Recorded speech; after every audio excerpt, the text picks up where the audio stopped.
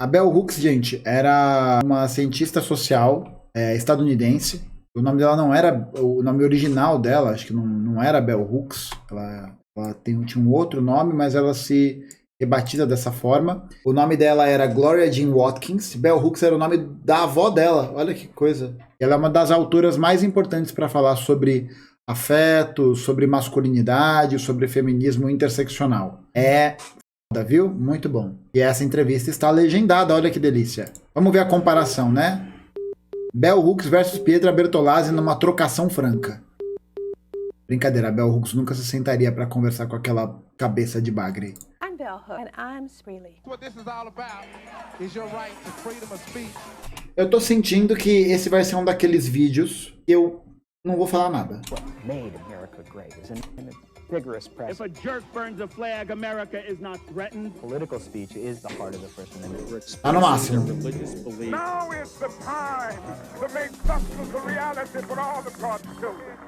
Welcome to Speaking Freely. I'm Ken Paulson. Bell Hooks is a noted author, scholar, and social critic.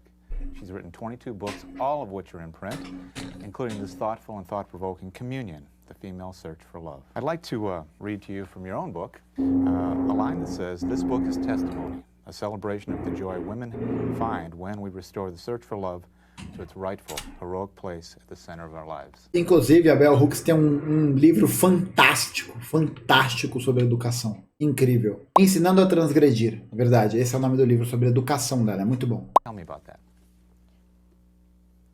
We've always thought of our heroes as having to do with death and war. And, you know, when we think of Joseph Campbell and the whole idea of the heroic journey, it's rarely a journey that's about love. It's about, you know, deeds that have to do with conquering, domination, what have you. And so part of what I wanted to say to people is that living as we do in a culture of domination, to truly choose to love is heroic. To work at love, to really let yourself, you know, understand the art of loving. You say in the book there were revelations for you. De que entender que ser um revolucionário é um ato necessariamente de amor, mas não da perspectiva de um amor que aceita tudo ou de um amor permissivo, né? Mas de um amor que te mobilize na direção de construção de afetos que possam alterar a realidade. Eu acho isso muito interessante, como ela faz esse contraponto, né? A ideia de que a gente vive numa sociedade de conquista, de dominação, de imposição, e não numa sociedade que é baseada na troca, na escuta, nessa compreensão de que é fundamental a gente estar inserido nas dinâmicas sociais a partir da nossa relação do amor. To the age of 40 about love, that there were insights you gained that you wished you'd had earlier? Well, absolutely, because I think that like so many other people in our culture, I had very, very confused ideas about love. And, you know, in the first book, All About Love, one of the ideas that was really hard for people to accept was that if somebody is abusing you, they're not loving you. I mean, you would think that would be a basic understanding most of us would have. But in fact, so many of us have Exatamente, o nome disso é praxis. Exatamente. been wounded in some way in our childhoods, that we really need to cling to the idea that if someone hurts you, they can also be loving you. And I tried to make a big distinction in that book between care and love, that like saying that my parents cared for me deeply, and care is important. A lot of children don't receive any care, but it's only one ingredient of love. Now, It is not love. Love is a topic that many people have written about, and now recently you've written 3 very well-received books about it. What is your take on love that's different from others? I always think that part of the genius of Bell Hooks, such as it is that I bring together standpoints that are often not brought together in our nation. You know, I bring together thoughtfulness about race, gender, class when I'm writing about love. You know, I'm one of these fanatic readers. I read a book a day, a nonfiction book a day, and I'm a fanatical mystery reader, and I may read 2 mysteries a day. So I'm always bringing together, not unlike Speaking Freely, diverse ways of knowing. And I think that has been kind of the mark of Bell Hooks books, that you may be reading all about, you know, Buddhism, then you may read about gangster rap. There may be a whole combination of ideas. And I believe that in our deeply anti-intellectual society, most people read along very narrow lines and think along very narrow lines. So I think that the excitement many people feel when they come to a Bell Hooks book is, God, she's brought together these things that just seem like you would never have put them together.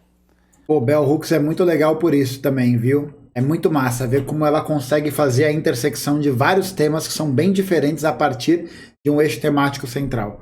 Esse livro dela, Tudo sobre o Amor, é publicado pela editora Elefante. Vários livros dela são publicados pela editora Elefante. Vale muito a pena conhecer, viu? You know, I mentioned that you've had 22 books in print. And that's extraordinary. That just doesn't happen. That suggests a shelf life that most authors don't enjoy.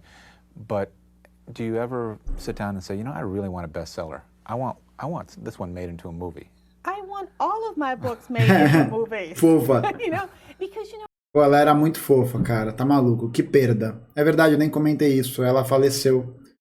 E foi no ano passado, se eu não me engano. Uma perda terrível. But I think that I believe that I am, Ken, the embodiment of that sort of classical idea of the intellectual as someone who really wants to be whole. And to me, part of wholeness is I really do like the people, the mass. I really, you know, want to be able to write books that are touching the pulse of a diverse audience. So to me, the only exciting aspect of having a bestseller is that, you know, that you have that capability, that you're spread across a wide body of people, cross class, cross race, and I think that's incredibly exciting, the idea of that, you know? And there's not a temptation to kind of water down your message, to broaden it in a way that everyone will find it appealing, sort of like Who Moved the Cheese? Well, you know what I think is, in these real deep and profound... O cara trazer Quem Mexeu no Meu Queijo pra usar de referência com a Bell Hooks, você tá de sacanagem, hein, tiozinho? Caralho, tu tá de sacanagem, hein? Meu Deus do céu. And I don't want to make light in any way because for the past few years I have just been so concerned about the question of censorship. É isso aí, Bel. Censorship of the... Pode aliviar não. A gente precisa colocar a nossa mensagem da forma como ela tá colocada. Direto e reto, não tem suavizar. Não. É, mano, é pé no peito, velho. That begins even before people are censoring what we write. I think that when I look at my career as a thinker and a writer, that what is so amazing is that I have a dissenting voice and that I was able to come into corporate publishing and bring that dissenting voice with me. I mean, the fact is that it may seem to people that the love books, which are easier to read, unlike all the other Bell Hooks books, I did write them with a mass audience in mind, mindful of my language, mindful of a lot of things. But in them, there are ideas that drive people wild because they feel that they're so dissenting. Like that idea I mentioned to you earlier, that care isn't love. I mean, I can't tell you how many talks I went on where people were up yelling. How dare you say, you know, that mom and dad didn't love me because, you know, they gave me that beating every week that I needed. I'm curious about your take about the marketplace of ideas. Speaking freely is about all those ideas floating around and the need to hear all of them and to share viewpoints.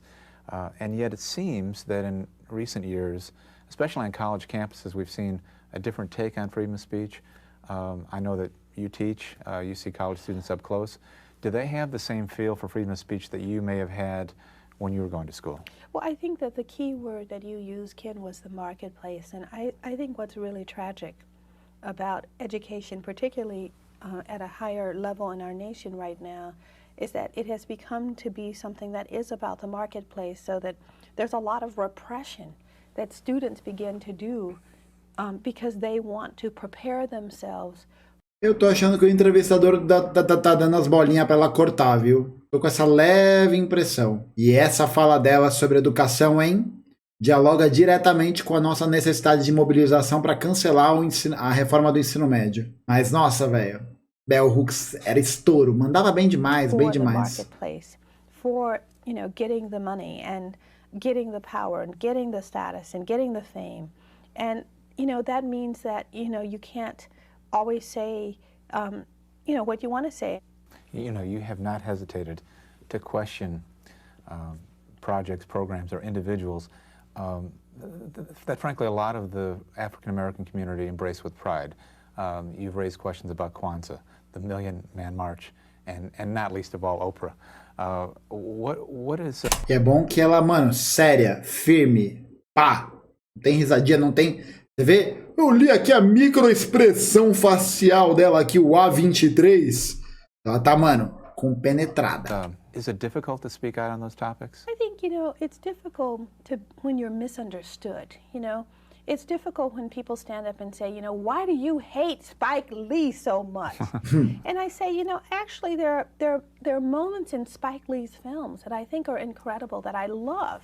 But that doesn't mean that I don't have a real critical commentary about his work. And Foda. I know that as a teacher, I'm constantly encouraging my students to recognize the difference between a critical commentary about something that can illuminate it for you, that can help you to see it in a different way, and something that's just trashing. Because I think that part of the danger for free speech in our society is the deep longing people have, both in our personal and public lives, to avoid conflict, to avoid hurting someone's feelings, to not, be polite. And I think that, if you think about all the work that's been done by Cecil Bach and others about how as a nation we're lying more and more, I think we have to connect that to an absence of free speech, because when you live in a country that makes truth something that is associated with the painful, that should not be spoken, it becomes hard to get people to value speaking freely. Simplesmente perfeito. Se a gente vive numa sociedade em que a gente é desincentivado a falar a verdade, a revelar as questões candentes dos nossos problemas sociais, isso faz com que a gente pare de falar sobre as coisas com medo de produzir mágoas ou qualquer coisa nas pessoas. Isso é terrível. Isso é terrível, terrível. Porque a gente pode levantar essas verdades, essas questões, esses problemas de uma forma educada, de forma que as pessoas possam ter um ponto crítico a esse pensamento, a qualquer tipo de conduta ou a qualquer coisa assim. Fundamental essa posição da Bell Hooks. Fundamental. There are things that we have to say that will be wounding. Like, for example, in my latest book that I'm talking to you about Black people and self-esteem, there are things that I have to say. É isso, gente. Existem coisas que nós precisamos dizer. About Black children and how they're parented, that would sound harsh to a lot of people. But those things have to be said if we're going to address in any way what is happening overall collectively with Black children and self-esteem. So to me, a lot of what I do in the classroom is to try to teach that kind of courage that allows you to speak freely. I mean, recently, I'm a big Martin Luther King fan, especially of the later sermons, and when I go back... Os últimos sermões do Martin Luther King é quando ele já tá ali no pezinho na luta dos sindicatos.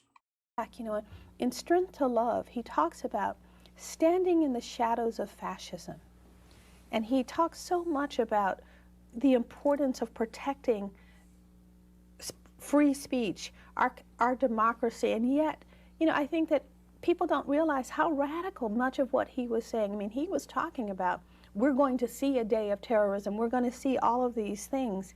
And I think that that's a really amazing, I mean, here's this man, for example, that most people remember by, what is a very poetic, I have a dream speech, but not by the deep, penetrating social and political analysis he had about imperialism and why, because in a sense we censor that Martin Luther King.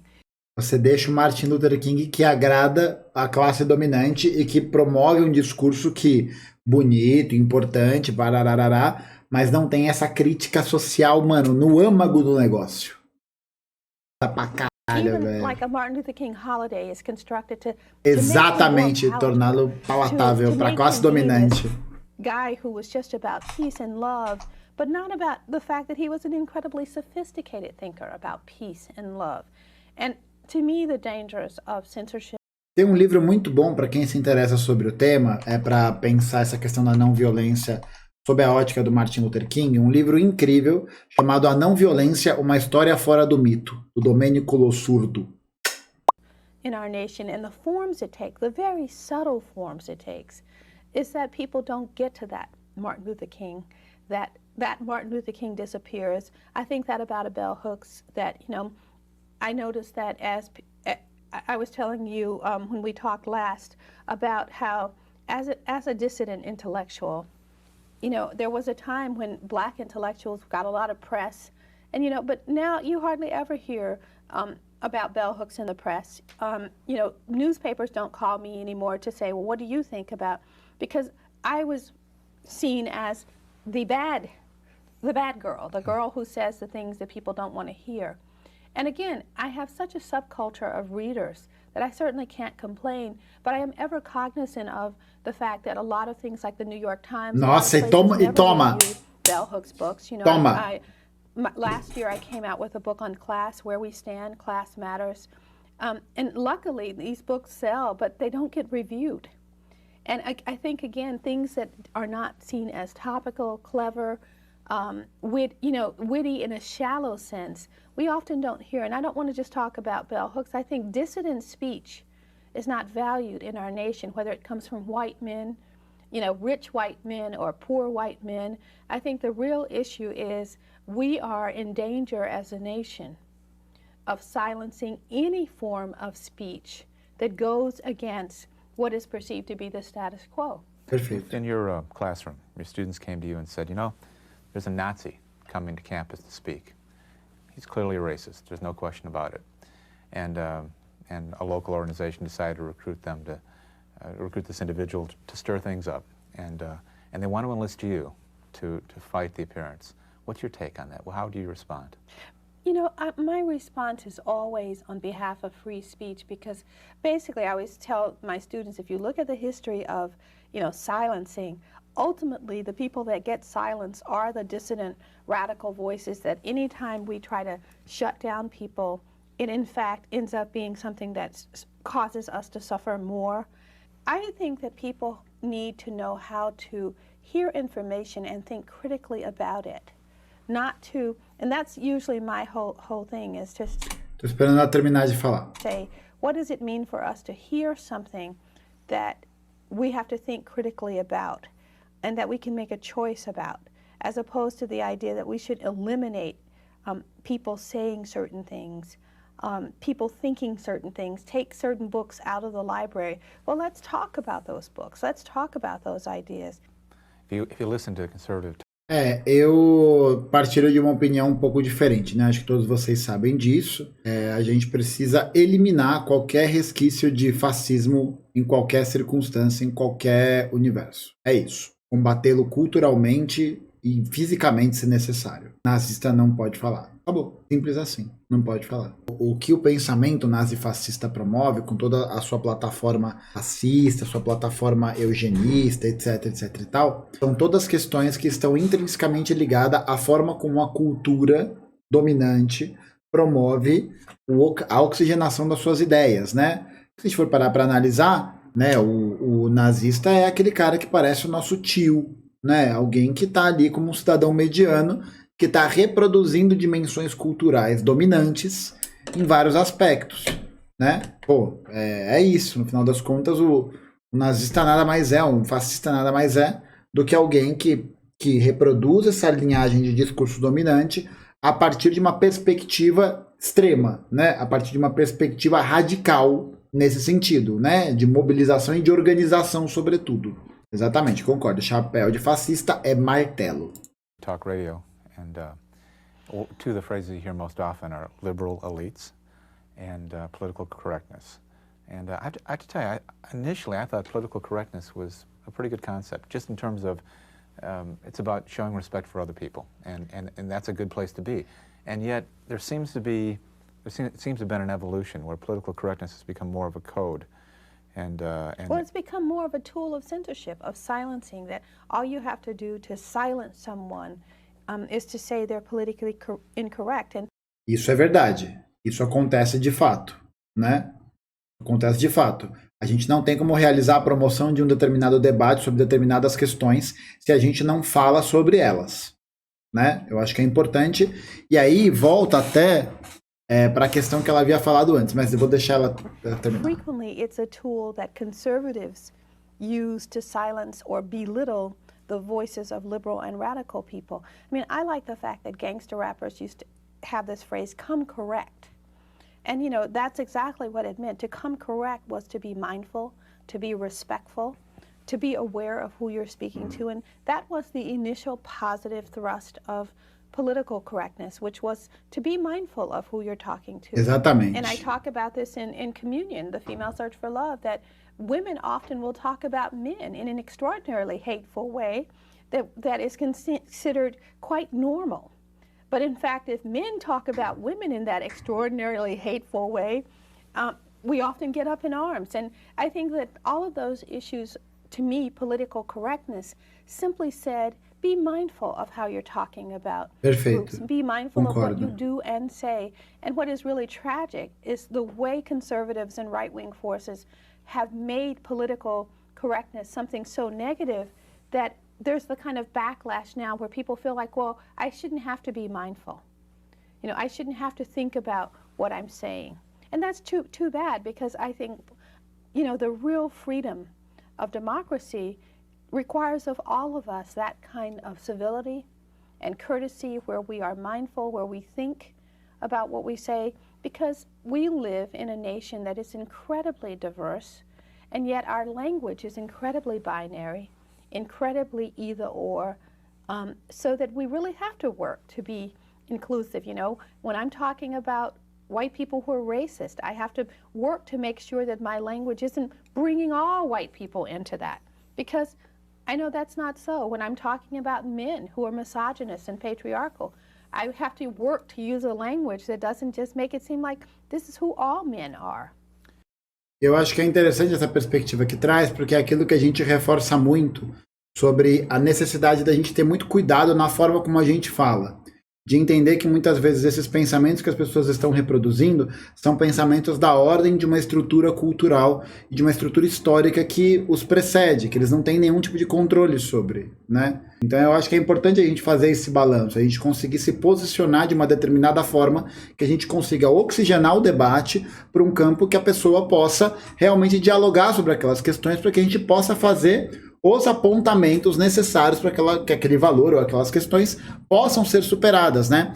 É até uma frase que o Zizek fala, que é muito interessante, sobre como essa dinâmica, né, do politicamente correto, de compreender a linguagem e o discurso nessa perspectiva do politicamente correto, ela acaba produzindo nas pessoas um problema de que elas não falam sobre os assuntos, elas não vão abordar aquelas questões, elas não vão ser abertas com relação àquilo, e portanto a gente nunca vai conseguir avançar, né? Porque a partir do momento que a gente entende que o politicamente correto é um código de conduta, né, e não uma questão relacionada a todos os valores culturais que nos cerca, então ela passa a se tornar um modo de se comportar, tá ligado? Um modo de se comportar que não faz com que a gente consiga criar pontes de diálogo com outras pessoas, com outras dinâmicas, com outras questões, tá ligado? Eu acho que esse pensamento da Bell Hooks é fundamental, porque não significa dizer que ela não está dizendo que a gente não deve questionar ou deixar qualquer pessoa falar qualquer merda, não.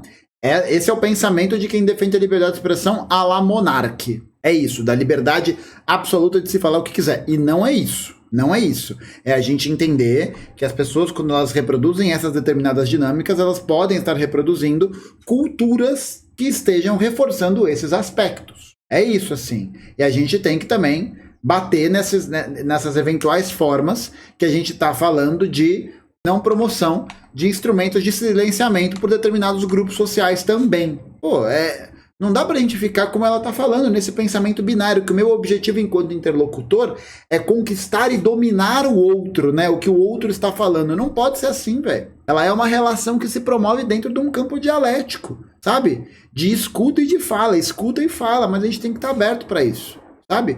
Para justamente a gente conseguir trazer essas pessoas pro nosso lado. Claro, né? De novo, não significa dizer que a gente pode dar liberdade para um nazi falar o que ele bem entender, né? Nazi tá organizado, tá pensando, tá ali dentro de uma perspectiva de pensamento que ele tem certeza do que ele quer. E ali a gente vai combater. Ali é o combate, ali é sem papo. Mas a gente tem que entender que a grande maioria das pessoas não está nessa dimensão. Não está nesse lugar. A gente precisa estar alinhado para poder se comunicar com carinho, com afeto, com essa ideia de entender que É isso que faz com que as pessoas se sintam abraçadas por ideais, que elas possam compartilhar dessas ideias. É ter esse carinho, ter esse cuidado, ter essa noção, né? Essa noção de que a gente tem que rebater as coisas com educação, sabe? Com cordialidade, com quase todo mundo. Tem casos que não tem o que fazer mesmo, que a gente pode romper relações ou ir para o enfrentamento. Eu não acho que seja a maioria dos casos. Eu acho que a gente tem que ter a maturidade, a paciência e o estudo para poder responder de uma forma que seja educada, embasada e bem articulada, sem levar para o pessoal. É isso, tá ligado? É isso. You mentioned gangster rap, and I know that you received phone calls, especially when it was the stuff of headlines. They expected you to denounce gangster rap, to be a voice that says this is hurtful to women and hurtful to the culture. And yet you, in a way, defended gangster rap. Can you talk about that? Well, again, I think that, you know, one of the ways that censorship takes in our culture is the censorship of manners, where we assume that we know who Ken Paulson is. We know his opinions that he's going to take. People assume, oh, Bell Hooks is a feminist.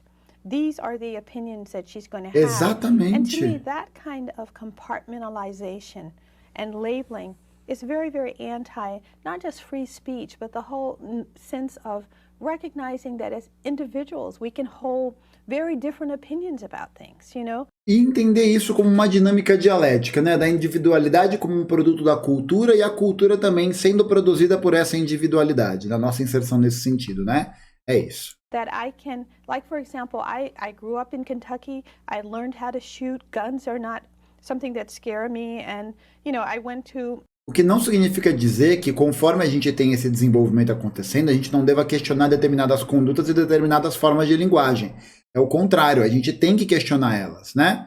Mas não questioná-las do ponto de que a gente vai simplesmente silenciar as pessoas, sabe? Não falamos sobre isso. Não, é o contrário, nós falamos sobre isso. Falaremos sobre isso. Sobre essa ferida que machuca. A gente tem que falar. The university where I teach most frequently now is in Texas, and they have a gun exhibit in a building, and all the feminist people thought I was going to look at it and say how horrible, and I said, well, you know, actually, because I like guns, I don't find this horrible, but there are people here whose families maybe have been wounded by guns, or who come from countries where they've been wiped out by guns. Maybe they don't want to see guns every day. So I personally would put this kind of exhibit in a gallery so people could choose to see it or not. But I wasn't saying what people thought, that as a feminist who is very much anti-violence, I would say. So I think that part of what I hope for us as a nation, and particularly in our educational institutions, is that we will teach what I use in a phrase in my books, radical openness. Radical openness allows for the fact that you and I might totally disagree about some things, but there may be other things that we have a resonance and a harmony about. And when we compartmentalize each other in such a way that, you know, it's like when someone says, oh, he's really sexist, or, you know, then it's like the shutting down of the idea that the person might be really sexist but have some other thought idea that might be useful to hear. How do we hold those differing senses of who we are? And, you know, that's one of the reasons I like writing about love, because when people love people, they never think they're going to just think the same. They never, you know, I say to people, will say to me, well, you know, when we try to get our group together to talk about race, there's going to be conflict. And I said, well, have you ever had a love relationship with someone where there's no conflict? Why do we expect that we're going to get together and talk about race and racism and not have perhaps anger, conflict? You know, when we don't expect that in the deepest areas of our lives, our intimate lives, we recognize conflict will be a part of trying to have a relationship with somebody who is not you. And we don't recognize that when it comes to difficult issues, and often that's where we start censoring and shutting down. You know, I Muito thought foda, hein? I'd read a great deal about bell hooks. The phrase, I like interviews. Where is that from?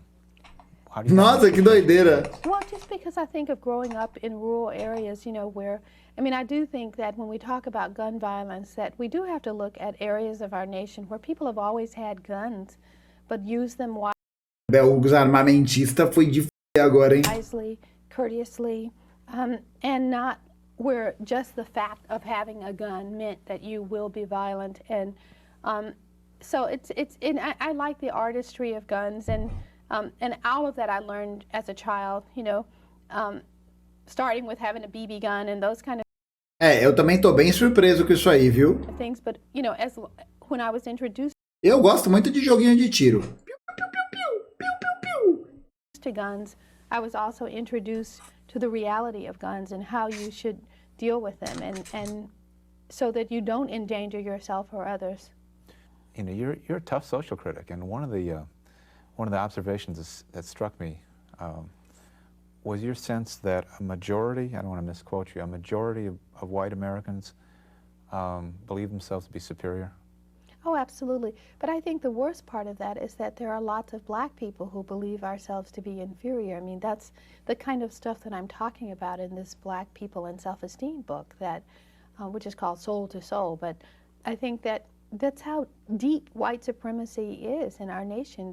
And often, you know this, Ken, that often white people will meet a black person who completely challenges every racial stereotype that they've ever had. Rather than giving up the stereotype, they create a special category for that person and say, well, you're not like other black people, or instead of saying, my ideas of black people were too narrow. Olha só, né? É a Pietra falando, né? Ah, não. Mulheres, até sou uma, né? Or too, and I think that's the tragedy of any kind of prejudicial thinking, that when we confront the circumstance that tells us it's not so, we frequently don't enlarge our sense of things. We actually come up with new ways to protect and defend that way of thinking. Is language part of the problem? You use the word white supremacy, and I know there was an incident in which you were on the panel with two black men who sort of mocked you for using that phrase. Nossa, por I quê? find it such a helpful phrase, because what I like about white supremacy is I think it does encompass black self-hate. Muito bom, e você vê aí aquele molinho de Fanon, né? No primeiro capítulo dos Condenados da Terra. Tá aí, aparece aí. O dever da colonização é não só impor os valores culturais do colonizador, mas também produzir subjetivamente que o colonizado, produzir na cabeça do colonizado que ele é menos pessoa, que ele é menos sujeito. Perfeito. You know, it encompasses, how do you call a little kid who's dark-skinned, who's, you know, washing themselves with bleach? You can't say this kid is a racist in the classical sense of prejudicial views against people of color or black people, and yet somewhere that child has learned that there is something wrong about themselves and they should correct it.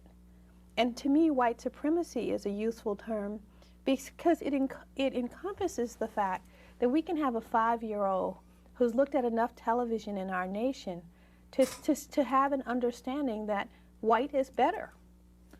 Got one final question for you. Probably an unfairly broad question.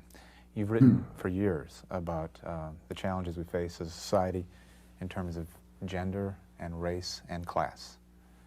In that period, have you seen encouraging signs?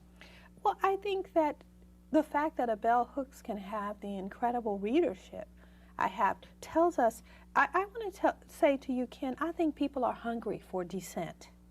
I think people are hungry for provocative voices that go to the heart of the matter, because people want to have answers to the things that they are in crisis about.